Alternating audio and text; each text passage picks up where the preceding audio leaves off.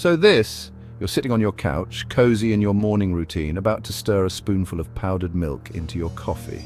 It dissolves instantly, creamy, smooth, effortless. But have you ever wondered how that delicious creamy powder actually gets made? It started days ago as raw milk inside a cow on a farm. Since then, it's traveled through miles of pipework, been spun in high-speed machines, heated, evaporated, and sprayed into a mist so fine it turned into dust, all without ever being touched by a single human hand. This is the story of powdered milk and the incredible science and machinery that turns fresh dairy into something shelf-stable, long-lasting, and ready for your cup. But before we start, I'd like to ask you for a huge favor. We are putting our hearts into our videos, so please, if you like our behind-the-scenes food discoveries, hit that subscribe button, comment, and share with friends. That would mean the world to us. Thanks for your support. Now let's take a look behind the scenes of powdered milk, milk collection and testing. It all begins at sunrise on a dairy farm. Dozens, sometimes hundreds of cows are milked twice a day using automated milking machines. These machines gently draw milk from the cows and pipe it into a large stainless steel tank where it's kept cool at around 4 degrees Celsius to preserve freshness. From here, a carefully scheduled system of milk tankers comes into play. Each tanker is essentially a mobile refrigeration unit, insulated stainless steel and designed to keep milk cold and uncontaminated during transport. These trucks often collect milk from multiple farms before heading to the factory. But before that milk can be used for powder, it has to prove it's worthy.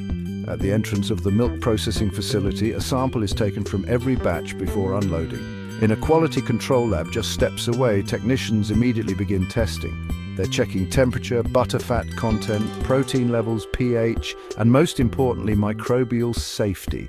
If the milk shows any signs of spoilage or contamination, it's rejected on the spot.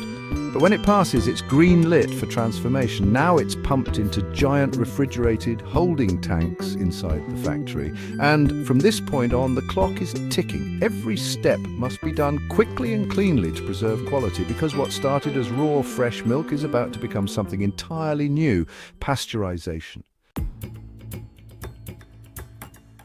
Now that the milk has passed its tests, it enters the heart of the factory, the processing line. The first major step: pasteurization, a process that's been keeping milk safe for over a century. The milk flows through a closed system of stainless steel pipes into a piece of equipment called a plate heat exchanger. Inside, metal plates transfer heat rapidly, bringing the milk up to 72 degrees Celsius, or about 161 Fahrenheit, in a matter of seconds. This isn't boiling, it's just hot enough to kill harmful bacteria like E. coli, Listeria and Salmonella, while still preserving the milk's natural flavor and nutrients. But the clock is tight. After just 15 seconds, the milk is immediately cooled back down to below 5 degrees Celsius to prevent any spoilage or nutrient breakdown. This entire process happens in a sealed system. No air, no light, and no chance for contamination. It's precision, controlled and monitored by digital sensors that track every degree every second, and the milk never stops moving.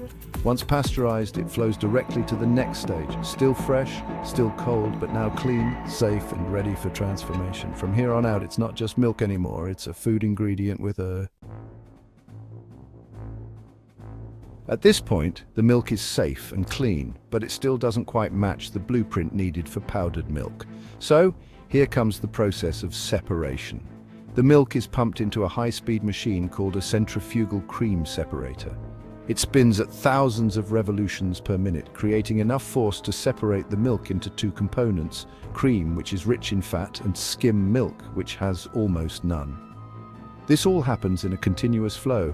No churning, no waiting, just smooth mechanical precision. Now, why separate the milk? Well, not all powdered milk is the same. If the factory is making skim milk powder, most or all of the cream stays out.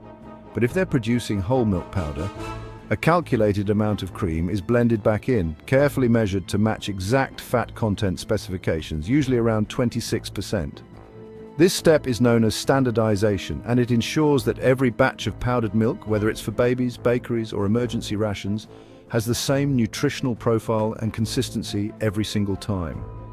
Digital controls monitor the fat to protein ratio in real time. It's dairy chemistry in motion. Once the milk is standardized, either as whole or skim, it's stored briefly in large chilled tanks just waiting for its next transformation.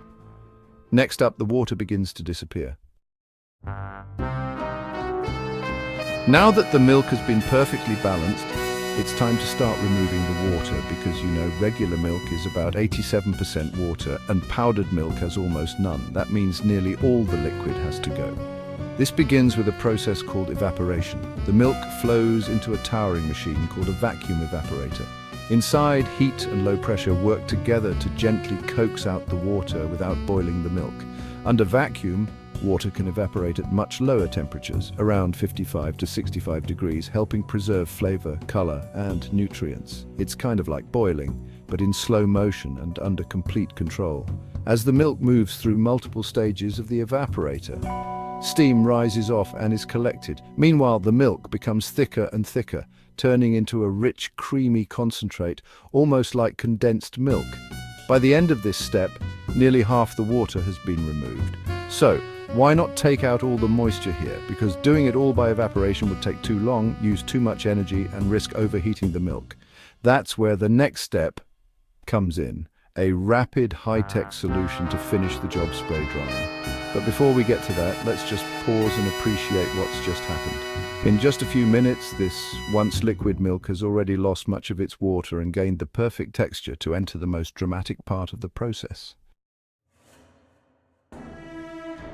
Now comes the most critical and honestly fascinating step, turning that thick, creamy milk concentrate into fine, dry powder. It all happens in a massive piece of equipment called a spray dryer, often a steel tower several stories tall. At the top of this tower, the milk concentrate is forced through high-pressure nozzles or spinning atomizers.